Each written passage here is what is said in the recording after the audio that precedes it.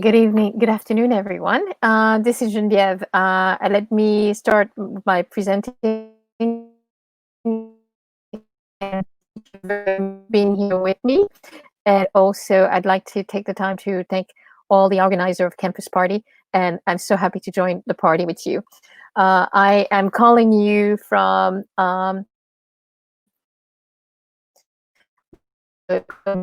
in Channel Island, and I'm going to take you through the adventure of how, for the last year, we have been doing an implementation in Haiti. I encourage you to ask your questions as I go along. I have some questions also for you guys. Like, I'd love to know, I can't see, but I love to know where you're coming from, where you're calling from, and a bit about you. And also, I'd love to hear about what do you know about blockchain technology and how much beyond the Bitcoin or Ether and digital currency you know about. But in the meanwhile, let me take you to a journey that we have been taking in Haiti for the last year with AgriLedger. So the idea is using non-smartphones, so not everybody can have a smartphone. How do we provide technology and empower farmers in a safe way? So don't know if any of you, so I know today I'm wearing a dress actually from India. I love to travel. I can say I've been in about 57 countries now. Somebody sent me something through Facebook. I decided to take the test and found out that of all the places I'd been, and I've been over 180 cities in 57 countries. But I have to say, last year in March, when I went back to Haiti, I was born there. I grew up in New York, so I do speak French and I do speak Creole. And after having gone and traveled the world, I discovered this beautiful place. Was called the Pearl of the Antilles. Unfortunately, many of you might have heard of Haiti, and I know in Canada, there's many of you who have had the have had to interact with Haitians, and so you probably know a bit more than most people when I'm talking around the world about this. But Haiti was the beautiful land that was uncovered by Christopher Columbus, and when he saw it, he thought he had landed in India.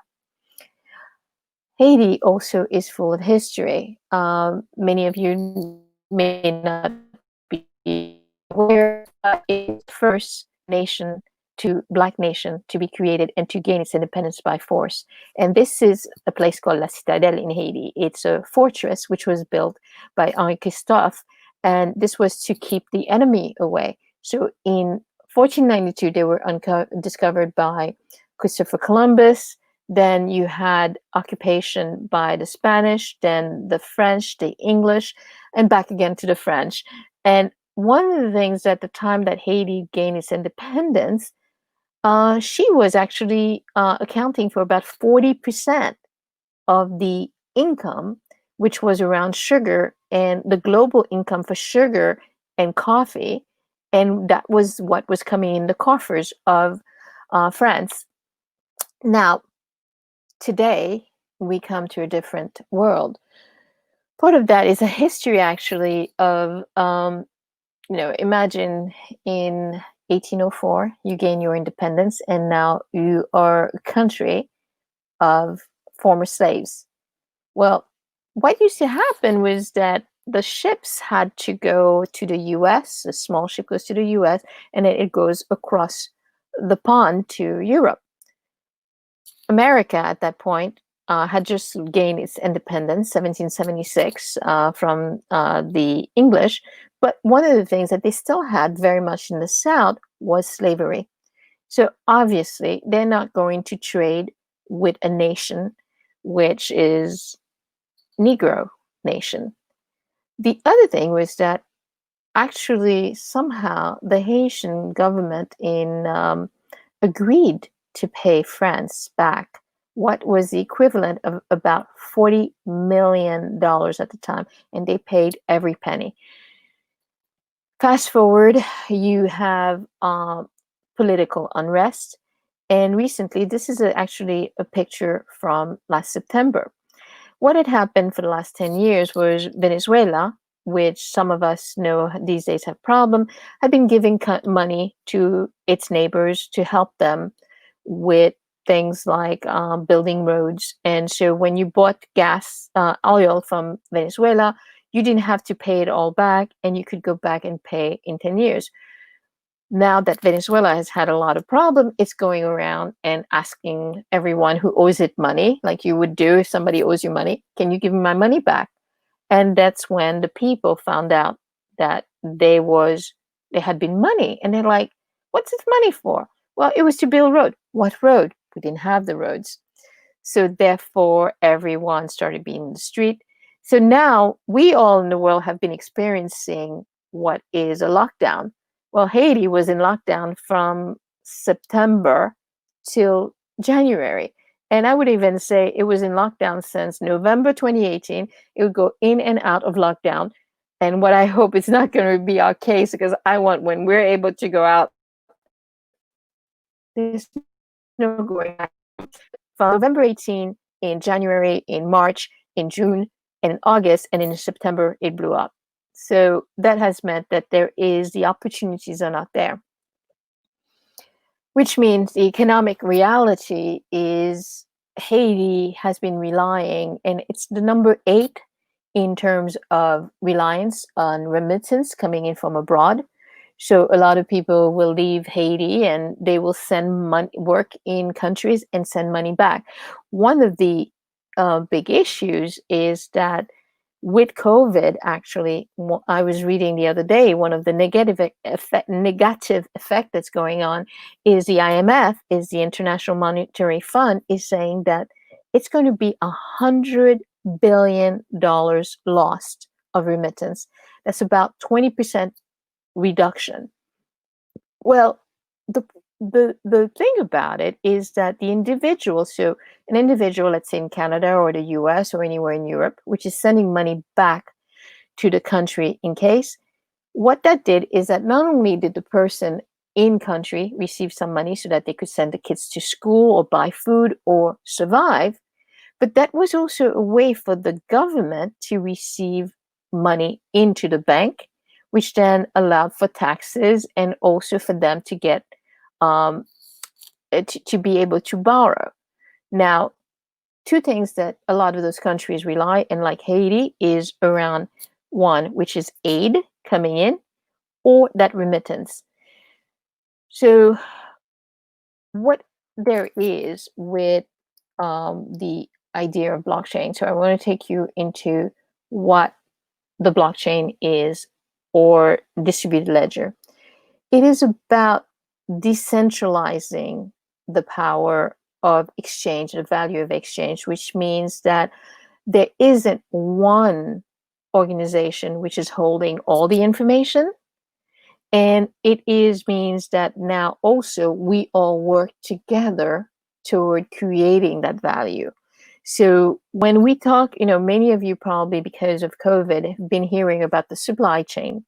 So when there was a run on the toilet paper, and I believe in Toronto, I saw some pictures somebody had sent of a supermarket in Toronto, which it's one of Mr. Tapscott, which is one of the Canadian people that I follow, sent a picture of people running and trying to get as much toilet paper, because people thought, if I don't get that toilet paper, I'm not going to get any more for a while. Well, what that also happens is sometimes people hoard, and sometimes they hoard and try to sell. So some of you might have heard about the guy who hoarded all the sanitizers to then try to sell them at a higher price. So when you have a decentralized, then everyone has to work in orchestration toward the end, rather than trying to be the winner in everything. So then that means that when you look at the technology, you try to understand where is it that we can really remove, where is their impact. So many of you, so one of the questions I asked was if some of you had heard about the Bitcoin and the blockchain or Ethereum. Those are very high level and very well known project or use cases for distributed ledger or blockchain technology, because this is a technology which allows for information to be captured in a way that no one can control, because you can't hide it, or you are confirming. So if I said I gave you 5, you confirm that you received 5 from me, not 4. And the same way, if I said I gave you 5 and you try to put 4, the system says there, or let's say I'm not in agreement, so the system knows that it has not been in agreement. So one of the things that I would love for you to start thinking about is, where are things in your world where there isn't an exact balance of power, and where could we actually use it? So this is why this is a great thing for agriculture. And one of the things I like to say is, we may not think we're in agriculture, but we all eat. If we're alive, we must eat. So therefore, we are part of agriculture. We are receiving what is in agriculture. So which means if the food is bad and makes you sick because it didn't get the proper care, that's affecting you. But the other inverse is that throughout the, it's very easy, and something which is very well known, that farmers are not getting the price comparative to what actually they have contributed to it. It's not to say that they need to have all the money, but this idea is that they need to be able to get a fair share. So last year, actually 2018 spring, I received a phone call in, not a phone call, I received a request in LinkedIn. So my point of view since then is never say no, because you never know what somebody who's getting in touch with you is going to do. So it was someone from the World Bank in Haiti who told me that there was a call for the country of Haiti, sponsored by the World Bank, looking to create a solution in using the blockchain technology for the Haitian farmer. So this is actually a picture I took last year, I believe in June actually, so about a year ago, of this boy with the mango sacks. So one of the things that there is this young man, he is either, if things continue the way they are, he either is going to be poor forever and toiling, and this was during the time that he should have been in school, or he'll be lucky and he'll go away and not get into agriculture. But actually that's a big problem, because guess what? The average age of people in agriculture around the world, so when we talk about smallholder farmers, is about 48 years old. That's a big problem. That means there's a bunch of pretty aged people tired actually growing our food. So how do we then create an environment where this young man will want to actually be a farmer and to connect to the earth and make sure, for me, I don't want to eat burgers which are made in a lab. I like a good beef. Though actually, I don't know what's happened since I've been in quarantine or in lockdown. I've become vegetarian. I keep eating more vegetables than anything else. Part of it's probably because we also have a beautiful garden in the back, and my husband has been busy growing fruits. So going back to Haiti. So I have a question for you, and you guys can give me your guess. So if you were to guess, if a mango is being sold for $3 in the US, how much do you think the farmer is actually getting in terms of percentage of that currently? So it's getting 2%. So we say here 98% lost to middlemen, but I think more to understand. And one of the things that the blockchain is giving us the ability to see is what is actually being wasted, or is what are the need that we need to change also in terms of the infrastructure. So it's not just about the technology, it's what is happening throughout the value chain in the exchange of value, and where are people losing time because they don't have enough resources. We're going to skip on this because we're running out of time and I really want to be able to take your question. But if you go online, you can actually see a video about the farmers in Haiti. So now, one of the things that we have is challenges, of course. So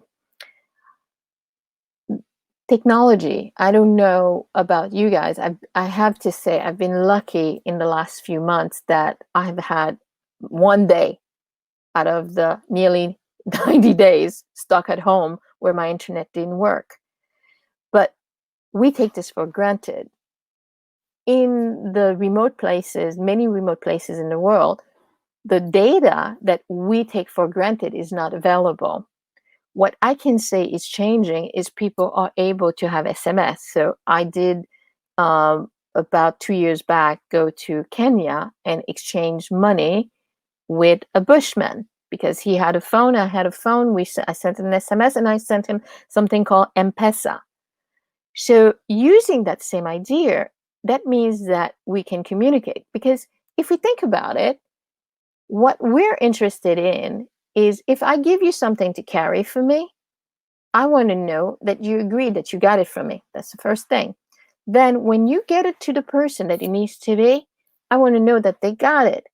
And I want us to be transparent about what the costs are. So if I owe you money for doing this, I agree to pay you a certain amount, and that's what gets paid. And that's one of the things about the blockchain that you can do is you do this they're calling them smart contracts, because using the technology and the algorithm, it says if the event happened the way we agreed to, then you get paid and I get paid. So this is what we're doing in Haiti. We're allowing the farmer to have his mango tree, and he doesn't need a big mango tree.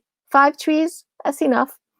He calls and says, I got mango, pick them up. He receives he agrees to give the rights to carry for him, not sell, but carry for him all the way to the US. Throughout that journey, he agrees he's going to pay this person this amount, that person that amount, and he understands what's going to be. And when it gets to the US, it's sold and it's on his behalf, nobody else, which means we did this in May. And what we found was that a farmer who was maybe selling, for he might have been able to sell a dozen for about $1 if he got access. Well, through this, and in the time, this is May 1st, so remember this is in the time of COVID, so think about all the challenges that there are at that point. He received almost $4.20, so 5 times the proceed that he would have been able. No, it was $4.80 or $4.90, so almost 5x of what he would have been able to get. And I think that as we get to understand what the costs are in between, and also some of the challenges, we'll be able to get him more money. Now, obviously, part of this is what I call the communication challenge. How do you go from the way things are done to a new way of doing it? So it takes knowledge and imparting, it takes communication, and it's not only communicating to the farmer, but it's communicating to the community so that the community can then understand how they can actually now innovate. Because I think the opportunity to actually collaborate toward that innovation is what is key.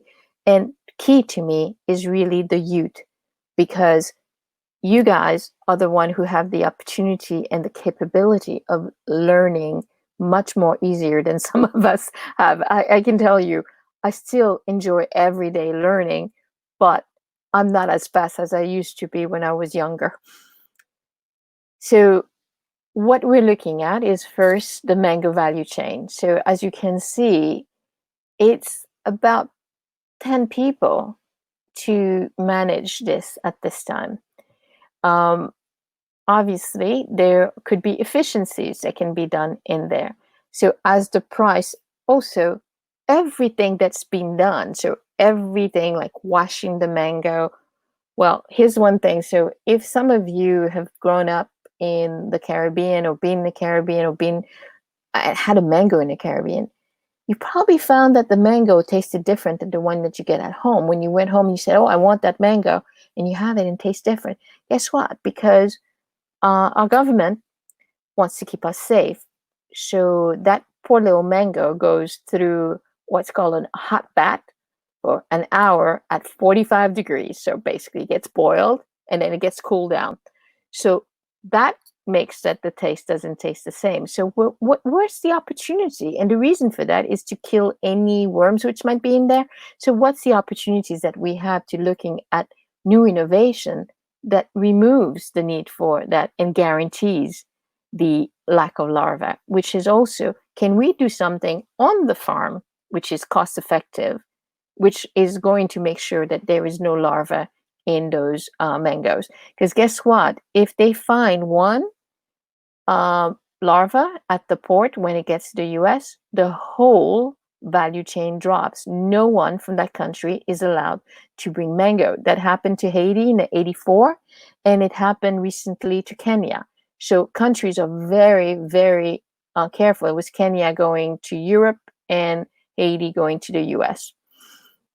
So now, in terms of mechanics, I'm going to just quickly tell you what happens. Farmer calls, says, "I got mango."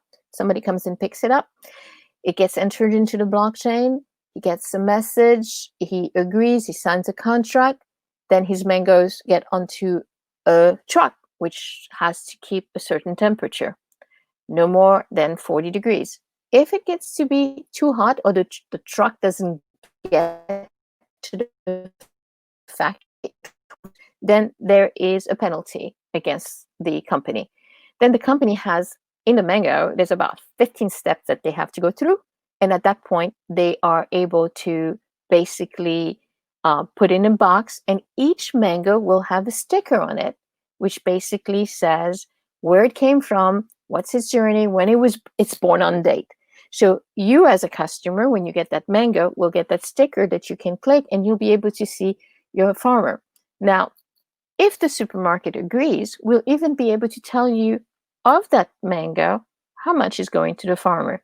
So let's never expect that 50% will go to the farmer, because there's a lot of work that has to be done. There's that box, there's this cleaning, but at least he shouldn't be getting 2%. We'd like to see where he gets 12 to 20%, which also means that actually we're going to go about 10 to 20 times what he currently earns. So, as I said, this is a community base. We have to work within the community. You're bringing more money into community, which means now they have more money. So some of you might have heard of the UN Sustainable Development Goal. So think about now, that means poverty is reduced, which then leads to more food. The infrastructure changes, education. Girls can go to school, so the equality, education. So there's so many things that then become part. I don't believe that I'm going to solve all of them, but at the end, money is the catalyst which allows for those to be addressed. The next thing for us is to get this to where it goes at scale, so we can actually be able to send lots of mango. And I'm going to rush because I think I'm running out of time. And one of the things that eventually we look at is how do we create better efficiency for many things. So this is the market in Haiti currently. So how do you make it to where even internally within the country, the people have ability to actually get food, and these women don't have to spend 15 hours in the hot sun trying to sell a bit of vegetable. And I'd love to say that this was only in Haiti. This is all the world over. This is in Africa also. So to get there, we actually think that we need to get to what I call standards. So really understanding, how do we capture data? What is the data that we capture? And also, how do we make sure that we protect people throughout this journey? So thank you very much. And I'm going to end the slideshow, and hopefully I have a few minutes to be able to answer your question. So I see a question from Fred. how I see the future of blockchain agriculture and farming, it actually is, I think, one of the best place for it to actually be part of. So we talk about supply chain and also everyone being wanting to create the opportunity to make sure, one, that they're compensated right, or what that we also are able to feed the rest of the world. So there are certain things like the FAO talks about what we call food security and food safety, and those are very good places for agriculture and farming, and why blockchain is relevant. Biggest issue that I found during the implementation, that's really the change management. And obviously, one of the big concern is we went live in April, May, and I couldn't be there. My plans had been to be in Haiti when we went live. So which means that my team is, so I'm in the UK, my team is in India. And so as such, we have found that it's been a challenge at times to be able to communicate, but we got there anyway, and it's a great journey. So thank you everyone for being here and taking the time with me. It's been a great pleasure to be part of Campus Party, and I hope I get to do this again. Thank you. Bye. Bye, everyone.